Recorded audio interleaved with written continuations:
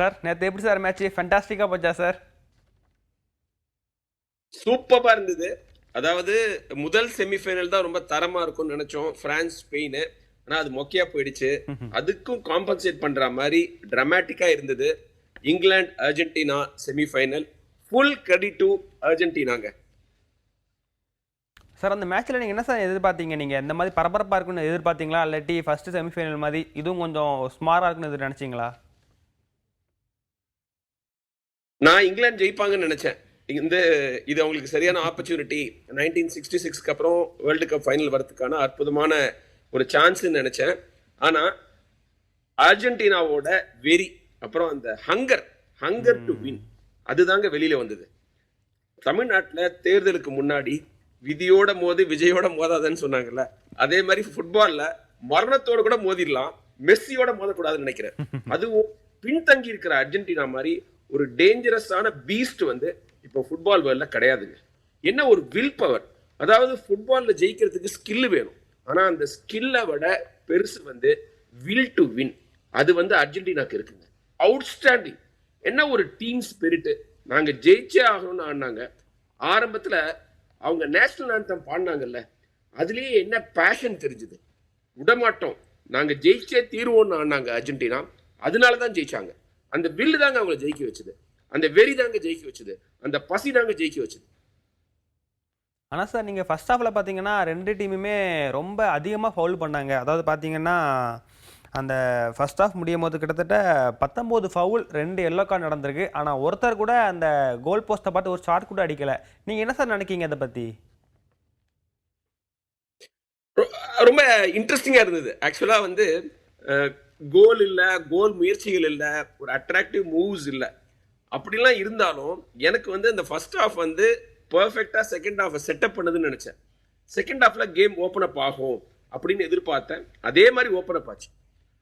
அதாவது இந்த மேட்ச்சில் இங்கிலாந்து என்ன நினச்சாங்களோ அது நடந்ததுங்க. கோல்லெஸ்ஸாக இருந்தாலும் பரவாயில்ல, ஃபர்ஸ்ட் ஹாஃப் செகண்ட் ஹாஃபில் லீட் எடுத்துட்டு நம்ம கண்ட்ரோல் பண்ணோம்னு நினச்சாங்க. அது வரைக்கும் ஃபைன். ஆனால் லீட் எடுத்ததுக்கு அப்புறம் கொலாப்ஸ் ஆயிட்டாங்க. அந்த லீடை ப்ரொடெக்ட் பண்ணால் போதும்னு நினச்சி விளையாண்டாங்க. அதுதான் அவங்க செஞ்ச பிளண்டர். பட் போட்டி செகண்ட் ஹாஃப்ல ரொம்ப விறுவிறுப்பாக இருந்தது, ஓப்பனாக இருந்தது. அதுவும் அர்ஜென்டினாவோட அட்டாக்கிங் மூவ்ஸ் பிரெத் டேக்கிங். எத்தனை முறை அவங்க பம்பாட் பண்ணாங்க. போரில் ஒரு நாடு இன்னொரு நாடை தாக்குற மாதிரி, திரும்ப திரும்ப ஏவுகணை அனுப்புற மாதிரி பந்துகளை அனுப்பிக்கிட்டே இருந்தாங்க பாக்ஸுக்குள்ளார.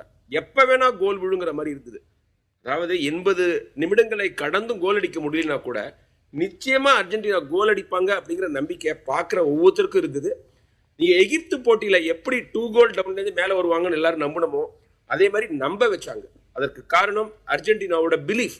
நாங்க திரும்ப வருவோம்னு அவங்க நம்புனாங்க. உலகம் நம்புதோ இல்லையோ, அவங்க நம்புனாங்க. Brilliant comeback. சார் அந்த 2022 வேர்ல்டு கப்பில் ஆன அர்ஜென்டினா டீமுக்கும் இந்த வேர்ல்டு கப்பில் ஆடுற அர்ஜென்டினா டீமுக்கும் என்ன சார் டிஃப்ரெண்ட் இருக்குது? அதை விட பெட்டர் டீம் இது. அதை விட இன்னும் இவங்களுக்குள்ளார ஒரு விடாமுயற்சி இருக்குது. அப்போ மெஸ்ஸிக்கு முதல் வேர்ல்டு கப் வாங்கி கொடுக்கணும்னு ஆனாங்க. இப்போ மெஸ்ஸியோட கடைசி வேர்ல்டு கப்பா இருக்கும், ஃபேர்வெல் கிஃப்டா ஒரு வேர்ல்டு கப்பை கொடுக்கணும்னு நினைக்கிறாங்க. நான் ஏற்கனவே நம்ம பிடி டிஜிட்ல சொன்ன மாதிரி மெஸ்ஸி அர்ஜென்டினாக்காக ஆடுறாரு, அர்ஜென்டினா மெஸ்ஸிக்காக ஆடுது. பர்ஃபெக்ட் மேரேஜ் இது.